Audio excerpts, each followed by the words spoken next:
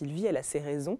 On ne va pas se le cacher, elle ne me porte pas, me porte pas dans son cœur. Mais vous pensez qu'elle n'était pas d'accord avec votre nomination après? Non, elle ne l'était pas. Elle l'a toujours dit, ce n'était pas son choix. Elle a été élue Miss France en 2005 et près de 20 ans plus tard, elle a succédé à Sylvie Tellier à la tête du comité Miss France. 3 ans plus tard, Cindy Fabre vient de quitter ses fonctions. Pour En privé avec, elle explique les raisons de ce départ, se confie sur ses relations avec Sylvie Tellier et Diane Lair et évoque sa vie personnelle. Bonjour Cindy Fabre et merci d'être avec nous pour ce nouveau numéro de En privé. D'autant plus que vous êtes malade comme vous l'avez confié oui, sur vos réseaux sociaux. Oui, j'aurais pas ma voix normale. Mais bon. Donc ma première question sera, comment allez-vous ? Ça va mieux, mais c'est vrai que là, j'ai connu mieux. Venons-en à votre actualité. Il y a à peu près 2 semaines, vous avez annoncé quitter vos fonctions au sein du comité Miss France. Pareil, comment allez-vous depuis ?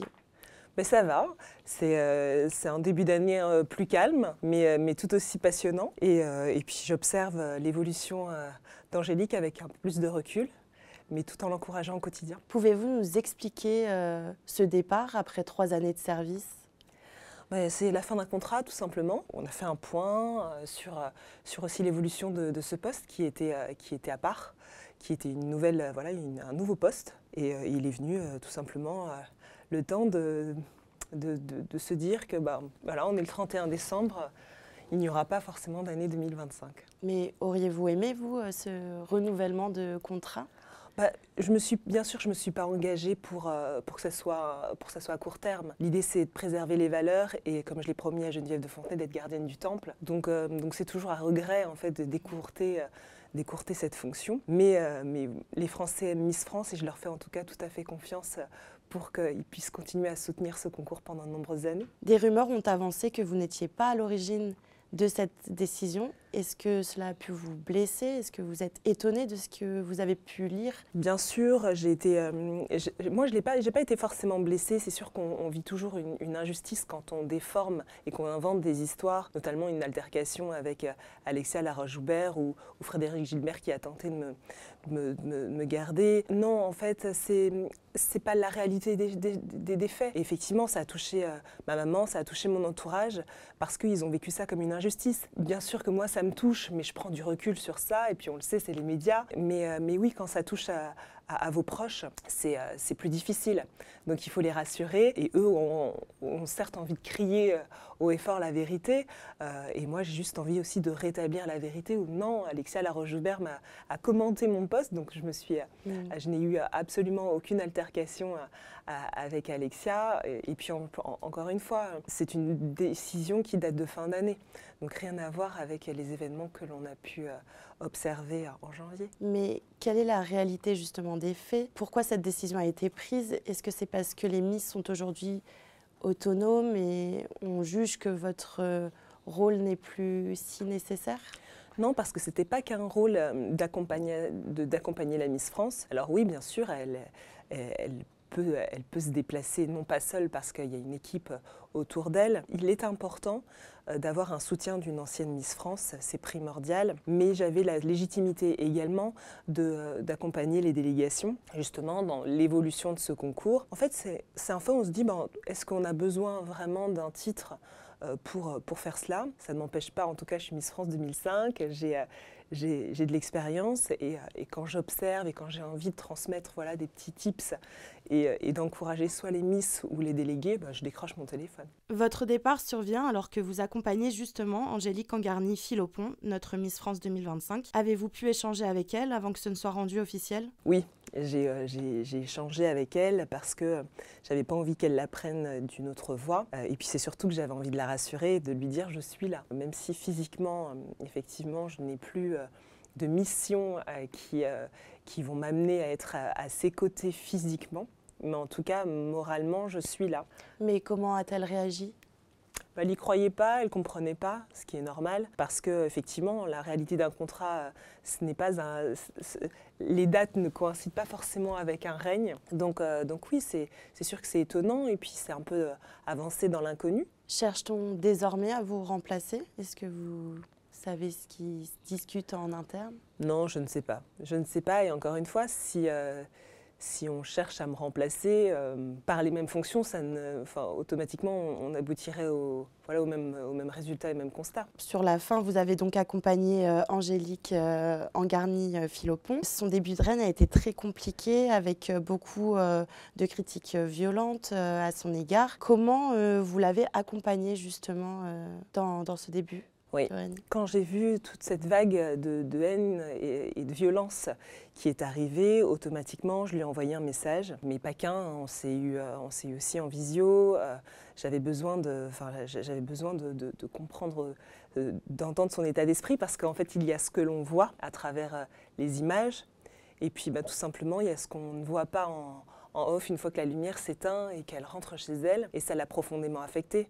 Elle était sur son petit nuage, Angélique, et elle n'a aucune expérience dans les médias. Et c'est dur quand, l'espace même pas d'un mois, tout d'un coup, on vous fait redescendre de votre conte de fées. Tous les jours, en fait, de lui dire, écoute, tu sais quoi, à un moment donné, demain, il y aura une autre actualité. Preuve en est. C'est dur qu'en se disant, oui, Miss France est censée être 65 jours de belles journées à vivre, qu'on doit ça peut faire regretter d'avoir participé au concours et même d'avoir été élu? Non, je ne pense pas que ça se fasse regretter, mais automatiquement, vous vous posez des questions sur la bienveillance des gens. Vous-même, vous avez été élue, donc on le disait, en 2005, Miss France. J'imagine, même à l'époque, vous avez eu votre lot de critiques, mais on est à une époque complètement différente aujourd'hui, avec tous les réseaux sociaux, ça va très vite. Comment vous l'auriez vécu aujourd'hui à la place d'Angélique ? Cette nouvelle société Cette nouvelle société, je l'aurais sans doute mal vécue. Mais encore une fois, à notre époque, c'était la violence des gens physiques, des gens en face à face. Là, on est dans une ère où les gens se permettent de commenter à travers les réseaux sociaux, mais vous allez les croiser dans la rue, ils vont vouloir prendre une photo avec vous. Alors qu'à notre époque, les gens qui ne vous appréciaient pas, soit ils vous faisaient des courriers, mais vous aviez leur adresse, donc vous pouviez facilement répondre, ou les gens vous répondez directement dans la rue et vous donnez un peu leur façon de penser. Qui est habitué à recevoir ces attaques au bout d'un mois en fait, de règne? Il faut savoir que les Miss France, elles ne sont personne avant, ce ne sont pas des personnalités publiques. Et comment vous expliquez justement cette vague de haine à leur encontre? Cette vague de haine, parce qu'on pense que Miss France doit tout savoir, doit pouvoir répondre sur tout. Et en fait, la réponse, c'est Miss France n'a pas réponse à tout, mais par contre, Miss France ne divise pas, elle rassemble. Durant votre mandat, en tout cas, le concours a beaucoup évolué. La limite d'âge a été décalée, il est désormais possible d'être marié, même d'avoir des enfants, d'avoir des tatouages. Pourquoi était-ce important pour vous de porter tous ces changements au sein du concours? Ces changements sont la réalité de notre société. De nos jours, vous croisez n'importe quelle femme dans la rue, elle peut avoir un enfant à 20 ans, la plupart sont tatoués. Donc est-ce que c'est une fin en soi pour ne pas vivre une année de rêve et tout simplement avoir un tremplin aussi, que cette expérience soit un tremplin dans sa vie? Vous avez été nommée suite au départ de Sylvie Tellier. Est-ce qu'elle vous avait partagé des conseils pour bien tenir la barque après elle? Non, malheureusement, on n'a pas eu le temps d'échanger. J'aurais aimé, mais ça ne s'est pas fait. Je pense que cette passation aurait été importante, mais voilà, en tout cas, l'histoire ne s'est pas écrite comme ça. Pourtant, vous l'aviez accompagnée lors de son dernier voyage préparatoire avec les Miss. Il n'y avait pas de temps entre vous pour en discuter? Non, vous savez, les voyages sont très intenses. Ils sont organisés avec différents groupes. Donc si on veut un peu tout voir, comprendre comment ça s'organise, ça se passe, effectivement, j'ai même pas eu le temps de prendre un bain de mer. Mais à cette période, c'est vrai qu'il y a eu des bruits de couloir qui ont avancé que peut-être que vous et Sylvie Tellier étiez en froid. Qu'en est-il vraiment de votre relation, vos rapports? On ne va pas se le cacher, elle ne me porte pas dans son cœur. Sylvie, elle a ses raisons. Mais en tout cas, moi j'admire en tout cas le travail qu'elle a fait pendant toutes ces années, c'est remarquable. Mais vous pensez qu'elle n'était pas d'accord avec votre nomination après? Non, elle ne l'était pas. Elle l'a toujours dit, ce n'était pas son choix. À cette époque aussi, en 2022, c'est Diane Lair qui avait été sacrée Miss France. Ouais. Et vous avez confié en interview récemment avoir des relations compliquées avec elle. Qui n'aurait apparemment pas vu d'un très bon œil aussi votre arrivée, qui court-circuitait un peu son cheminement avec Sylvie Tellier. Alors, les mots sont un peu forts. Je n'ai pas de mauvaise relation avec Diane Lair. Dans les Miss, vous savez, on a un point commun, c'est cette aventure. Et quand on se retrouve, je suis partie en voyage d'intégration avec Diane Lair. Autant vous dire que j'ai autant de cheveux qui me restent sur la tête que de cheveux qui lui restent sur la tête. On s'entend. Mais c'est normal, quand je suis arrivée, elle a mis... c'est difficile, en fait.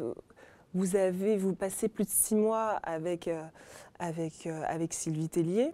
Et puis tout d'un coup, la façon aussi dont ça s'est fait, peut-être, on n'a pas forcément anticipé ma venue, il n'y a pas eu de passation. Donc c'était compliqué en fait de se retrouver avec une autre personne que Sylvie Tellier à ses côtés. Puis on le sait, Diane Lair aussi, elle sait ce qu'elle veut. Oui, c'est compliqué parce qu'on n'a pas eu le temps réellement de se connaître et de s'apprivoiser. Dans cette même interview, vous dites que toutes les anciennes Miss ne sont pas forcément très famille Miss finalement. Est-ce que ça vous a pesé pendant votre mandat? Alors ça aussi, c'est à prendre. Dans cette interview, il y a aussi des mots qui sont forts. Elles ne sont pas de la famille. Mais j'entends juste, en fait, dans l'esprit d'une famille, c'est que vous n'allez pas vous entendre non plus avec vos frères ou vos sœurs. Il va y avoir des périodes un peu plus tendues. Mais de toute façon, vous faites partie de la même famille, donc vous êtes obligés de vous supporter. Donc c'est pas ça. C'est par contre, il faut s'entraider et pas se tirer, faut pas se tirer dans les pattes. Et bien sûr que pendant mon année, oui, il y a eu des mots qui ont été peut-être un peu plus forts à mon encontre, alors que je devais trouver ma place. Et ça aurait été plus facile si on sait qu'on a des Miss qui, en tout cas, ne vous freinent pas dans la difficulté de la tâche. En parlant de famille, on va en parler d'une autre, la vôtre justement. L'année 2024 aura été aussi palpitante plus personnellement pour vous avec votre mariage, oui, célébré en juillet dernier avec Sylvain Camos, dirigeant fondateur de la société événementielle Emma Events. Est-ce que vous pouvez nous replonger dans cette belle journée ? C'était une journée incroyable. Alors, vous savez, c'est le comble quand on tient une agence événementielle, c'est d'organiser son propre mariage. Et il a été fait en moins de 4 mois, donc c'était pas simple. Les Miss, elles sont là dans les plus importants moments de nos vies. Et là, je me suis dit, Cindy, c'est ton mariage. Alors, je les ai aussi toutes invitées. Et puis, avec mon mari, on a fait quelque chose de très intimiste. Et puis les petits chanteurs à la croix de bois. Je pense que mon mariage, si on peut retenir un mot, c'est la providence. Et puis après, on a poursuivi au Maroc pour faire la fête. Comment vous êtes-vous rencontrés avec Sylvain ? Alors en fait, on s'est rencontrés parce que il organisait un rallye au Maroc. Et il cherchait des anciennes Miss pour le promouvoir. Donc c'était il y a très longtemps. Donc du coup, bien sûr, avec Valérie Bègue, on finissait le rallye des gazelles. Donc on a dit oui. Donc c'est la première fois qu'on s'est croisés. Et quelques années après, je cherchais du travail et j'ai vu une annonce sur les réseaux sociaux. Donc Emma Events cherchait une chef de projet à Dijon. Je lui ai dit, après avoir essuyé pas mal d'échecs, parce que Miss France ouvre des portes, mais aussi elle enferme, parce qu'elle peut faire peur aussi à pas mal d'employeurs. Je lui ai dit, est-ce que tu prendrais ma candidature au sérieux ? Et donc du coup, on a déménagé avec mon fils et son papa à Dijon. Et puis le Covid est passé par là. Il y a pas mal de couples qui n'ont pas survécu à cette crise. Le mien a fait aussi l'objet d'un ouragan. Et pour entrevoir une autre voie, celle d'une jolie relation d'amour avec Sylvain, qui est mon patron. Oui, j'allais y revenir. Donc, j'ai constaté sur votre biographie Instagram que vous étiez rattachée donc, à Emma Events. Ouais. C'est comment de bosser avec son mari au quotidien ? Avant d'être mon mari, je suis son employée et associée. Donc j'ai toujours mis une limite. Et à la maison, ça ne suscite pas de conflits ou de petites tensions Non, à la maison, ça suffit pas. Non, bien sûr, par contre, les sujets, quand ils commencent à être posés sur la table, oui, ils peuvent vite prendre de la place. Et en plus de ça, son fils travaille aussi également avec nous. Donc les réunions de famille, souvent, peuvent vite dévier sur l'événementiel, mais on essaye de recadrer tout ça. Vous êtes maman d'Elio, née en 2012. Et Sylvain est papa de Jules, qui a 25 ans, il me semble. Comment tout le monde s'entend Eh bien, parfaitement bien. Ce qui est rigolo, c'est que nous sommes 4 enfants uniques. Donc c'est vrai qu'au début, il y a quand même cette indépendance mutuelle, mais les écarts d'âge, parce qu'on a quand même, tous une quinzaine d'années d'écart, bah, ça se passe très bien. Je pense que chacun trouve sa place. Oui, parce que vous avez 14 années de différence avec votre mari. Est-ce que ça a été un sujet pour vous, vos proches, à un moment dans votre relation ? Ben, 14 ans, pour moi, c'est rien. Pour lui, oui, ça l'a été, parce que voilà, il voit le temps qui passe et il voit aussi comment il était à mon âge. Il me dit oui, mais toi c'est normal, tu verras quand on aura mon âge. Je déteste ça, cette phrase-là. Mais moi, je pars du principe que qui nous donne un âge, en fait? On a un peu l'âge qu'on a envie d'avoir. Vous avez eu chacun un enfant unique, d'autres relations. Est-ce que vous avez envisagé d'agrandir la famille, d'avoir un bébé à vous deux ? Non, parce qu'on ne l'a pas envisagé, parce que on a un métier tellement prenant. C'est vrai que l'événementiel, comme je vous dis, ça ne s'arrête jamais. Plus moi, mes fonctions de Miss France, c'était juste pas envisageable. Voilà, on se concentre sur nos enfants, sur nous. Tout ce beau monde est installé à Dijon. Oui, c'est ça. Exactement, on est tous à Dijon. Comment ça s'organisait quand vous deviez faire tous ces allers-retours et déplacements pendant que vous étiez à la tête des Miss Oui, ça demandait une sacrée organisation. Alors, j'étais en garde partagée avec son papa. Je chargeais en fait les semaines où je n'avais pas Elio, je les chargeais de déplacements et donc je faisais des très longues journées. Je m'arrangeais un peu comme ça. À partir de septembre dernier, je l'ai eu à temps plein. Vous évoquez le papa d'Elio, alors que vous ne l'évoquez que très peu ou voire jamais. Pourquoi cette discrétion ? Est-ce que c'était naturel ? Est-ce que c'est quelqu'un que vous n'aviez pas eu envie d'exposer plus que ça ? Tout simplement par respect pour son anonymat. Et comment l'avait vécu votre fils, la séparation à l'époque ? Quand vous sentez que de toute façon, il n'y a plus rien à rattraper malgré vos efforts, j'ai fait ce sacrifice d'espérer jusqu'à ce que mon fils comprenne. Bien sûr, on aurait pu se séparer peut-être plus tôt, mais je trouvais que l'immaturité psychologique de mon fils était trop fragile. Puis à un moment donné où vous vous rendez compte que là vous arrivez à trop sacrifier sur votre vie personnelle à vous. En fait, nous les femmes, on s'oublie un moment. Il faut se dire qu'on peut avoir aussi une autre vie. En tout cas, pas celle que l'on se force à vivre. Et donc, du coup, je suis partie de la maison. Donc là, c'est encore autre chose. Une femme ne part pas de la maison. Donc oui, j'ai voulu que mon fils et son papa, qui ne travaillaient pas, puissent être dans les meilleures conditions. Donc effectivement, oui, je leur ai laissé la maison pour que lui puisse rester dans son cadre, dans 4 murs qui le rassurent. Mais encore une fois, je pense que dans notre entourage, il y a énormément de familles recomposées et c'est plus l'exception. Quels sont vos rapports aujourd'hui avec le papa d'Elio ? Son papa est reparti dans le sud. Donc voilà, les rapports sont cordiaux. Cindy, vous avez 39 ans et ça fait Absolument 20 ans que vous avez été sacrée Miss France et vous avez toujours l'air d'une jeune Miss. C'est gentil. Secret. Qu'est-ce que je fais au quotidien ? Je crois que la vie a pleines dents, je pense. Je me fais plaisir.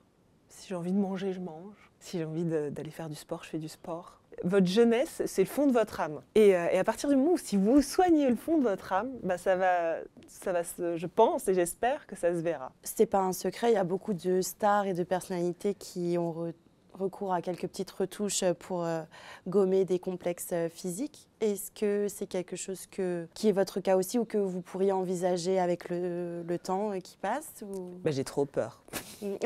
Alors on m'en parle, hein. Cindy, t'as pas fait du botox, de l'acide hyaluronique, mais en fait... On vous demande si vous avez fait ça ? Oui. Mais comme à un moment donné, certains coiffeurs me tiraient les cheveux pour savoir si j'avais pas des extensions. Mais par contre, oui, bien sûr, je comprends qu'il y ait des femmes qui en ont besoin.